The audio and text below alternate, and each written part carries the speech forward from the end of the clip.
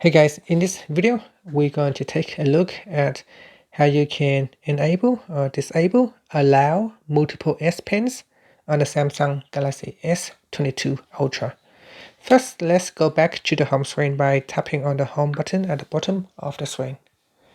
And on the home screen, swipe down at the top and tap on the settings icon. In settings, go down and tap on advanced features. Next, we go down and tap on S Pen.